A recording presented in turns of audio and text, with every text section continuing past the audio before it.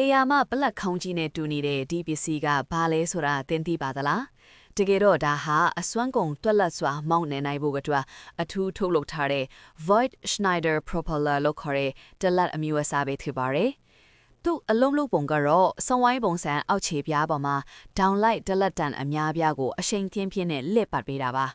အဲ့ဒီလိုလဲပတ်နေစဉ်မှာတလက်တန်တစ်ခုချင်းစီကသူတို့ရဲ့ထောင်ချိုးတွေကိုအဆက်မပြတ်ပြောင်းလဲပေးနေတာဖြစ်ပါတယ်တနည်းအားဖြင့်ပြောရရင်သူကအရင်တွန်းပြီးမှလမ်းကြောင်းပြောင်းတာမျိုးမဟုတ်ပါဘူးတွန်းခံအားပေးနေရင်နဲ့တပြိုင်နက်တည်းမှာပဲလာယာအရက်ကိုပါထိန်းချုပ်ပေးတာပါအဲ့ဒီအချက်ကြောင့်ပဲတင်းဘောကိုရှေ့တိုးနောက်ဆုတ်ယုံတင်မကပဲလှင်မြန်စွာကွေတာနေရာတင်ပတ်ချလဲတာနဲ့ဘေးတိုက်ရွေတာတွေကိုပါလှုပ်ဆောင်နိုင်တာဖြစ်ပါတယ်အထင်ကြီးဆက်အကောင်းဆုံးအစိပ်ပိုင်းကတော့မောင်းနှင်အားနဲ့လမ်းကြောင်းထိန်းစနစ်နှစ်ခုလုံးကိုလှုပ်ရှားမှုတစ်ခုတည်းမှာပဲပေါင်းစပ်ထားတာပဲဖြစ်ပါတယ်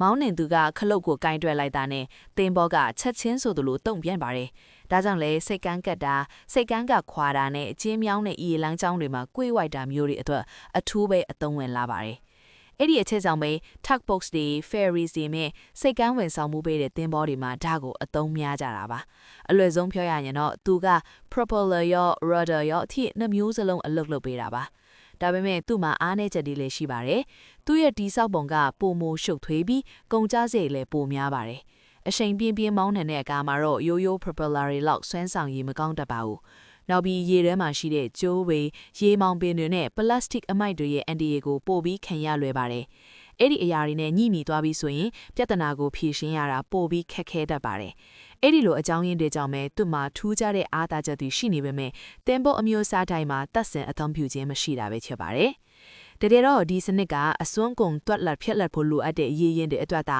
အသင့်အဆုံးဖြစ်ပါတယ်။